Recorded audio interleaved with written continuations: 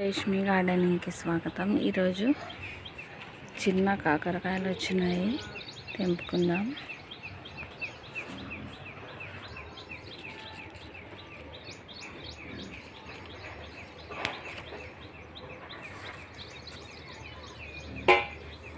వెతికి వెతికి తీయంగా ఇన్ని వచ్చినాయి. ఇంకా ఇలా చిన్న పిందెలు అవుతున్నాయి. మొత్తం ఇలా అల్లుకైంది. ఇవన్నిట్లో కలిస్తే కొన్ని వచ్చినాయి. ఇంకా కొంచెం కరివేపాకు కూడా తీసుకుందాం. ఇక్కడ ఉంది. ఎప్పటికప్పుడు వంటకి చాలా టేస్టీగా బాగుంటాయి.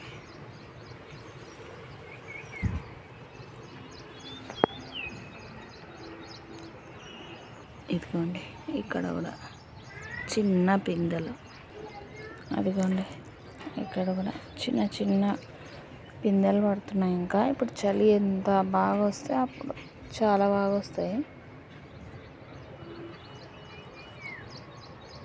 వీటి సీడ్స్ ఇంకా మనకు కనిపించకుండా ఉండేటివి పండైనప్పుడు బాగా కనిపిస్తాయి కదా, అలాంటివన్నీ తీసుకొని వేరే చోట వేసేసినాము. ఇప్పటికైతే ఎన్ని వచ్చినాయి.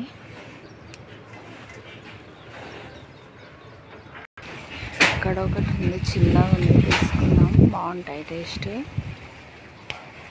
బాగా రౌండ్ రౌండ్గా కట్ చేసి నూనెలో వేయించుకొని చేసుకున్నా. కానీ ఉప్పు, కొంచెం ధనియాల పొడి, కారం వేసుకున్నా కానీ చాలా టేస్ట్గా ఉంటాయి అన్నంలో నంచుకొని తినడం కోసం.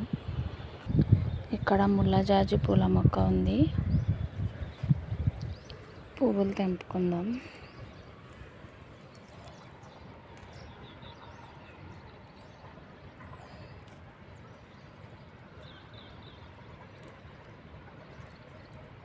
ముళ్ళులు చాలా ఉంటాయి దీనికి. ఫ్రీ ప్లేస్ దండిగా ఉన్న చోట చూసి వేసుకున్నామంటే బాగుంటాయి.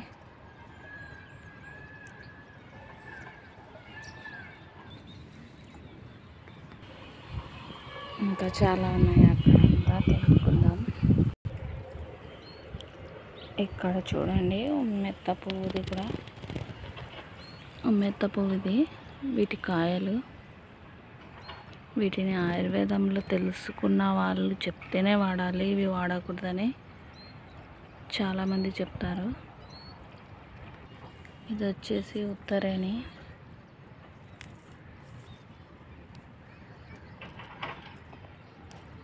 ఈ మొక్క మనకి పిల్లలు ఆడుకోకుండా ఉండే చోట వేసుకోవాలి. ఎందుకంటే వీటి నిండా ముళ్ళు ఉంటాయి. పూలేమో బాగుంటాయి కానీ ముళ్ళు ఎక్కువ ఉంటాయి.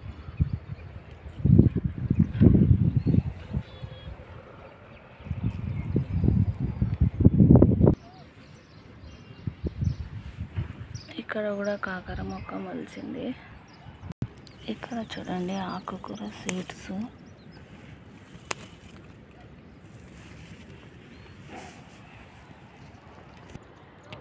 అక్కడ కూడా ఉన్నాయి చూడండి, ఆకుకూర సీడ్స్. చిన్న కాకరకాయలవి. అవి విత్తనాలు ఎక్కడ పడితే అక్కడ మొలుస్తూనే ఉంటాయి, తీగలు. ఇక్కడ కూడా ఒకటి ఉంది మొక్క. ఇలాగే ఎక్కడ పడితే అక్కడ విత్తనాలు ఎక్కడున్నా కానీ వర్షాలు వచ్చేపటికి మొక్కలు బాగా మొలుస్తాయి. మన దగ్గర కూడా కుండీలో ఉంది, కానీ ఇలా పెద్దగా పెరగాలంటే భూమిలో వేస్తేనే పెరుగుతాయి ఇవి.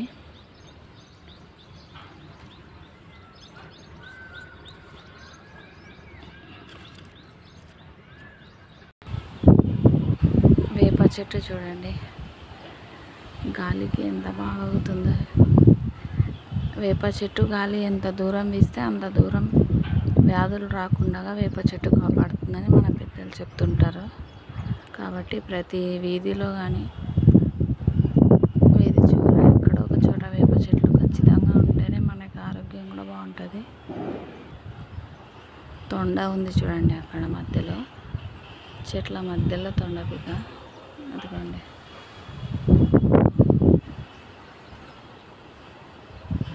ఎలా ఎక్కుతుంది చూడండి.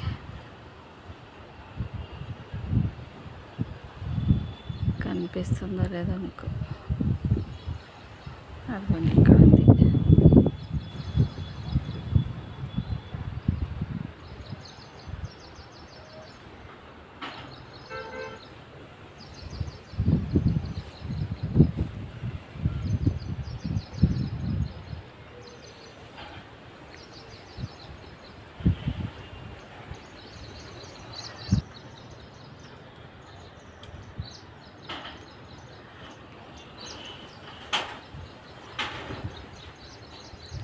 ఇలా చెట్ల మధ్యలో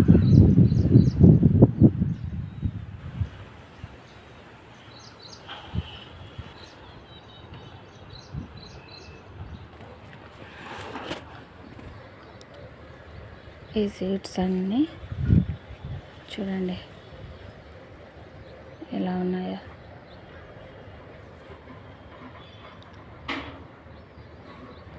ఇక్కడ ఇలా వేసేద్దాము ఆకుకూర విత్తనాలు.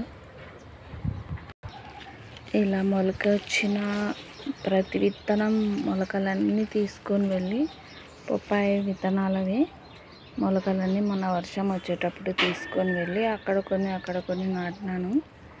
కొన్ని బతుకున్నాయి కానీ కొన్ని బర్రెలు అవి వచ్చి ఏం చేసినాయో మళ్ళీ తెలియదు. అదిగోండి ఇక్కడ నేలలో నాటి ఇలా పెట్టినందుకు ఇది ఉంది. అక్కడ ఒకటి ఇలాంటివి ఒక 2-3 రకాలు మొలిచినాయి. నేరేడు పండువి, అవి బంక పండ్లు అనుకుంటాను. అక్కడ ఒక మొక్క ఉంది చూడండి, అది నేరేడు పండ్లవి. అవి నాటినాను. కొన్ని అయితే కనిపిస్తున్నాయి.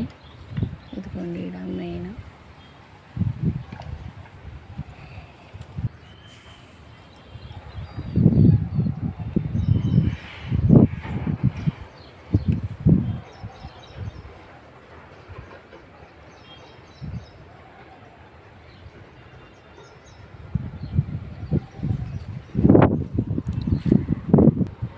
అక్కడంతా ఖాళీ ప్లేస్లో మొత్తం ఆడొకటి నాటొచ్చినాను, కానీ ఉన్నాయో లేవో తెలీదు.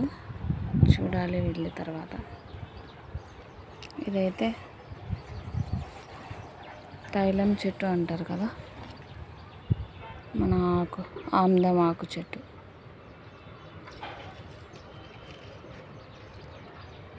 ఇలా ఉంటుంది ఆమ్దం ఆకు, ఆమ్దాలది. ఇది పొన్నగంటి ఆకు చూడండి. ఇలా ఉత్త కొమ్మలు తెచ్చి మనం నాటుకున్నా కానీ చాలా దండిగా వస్తుంది మనకి.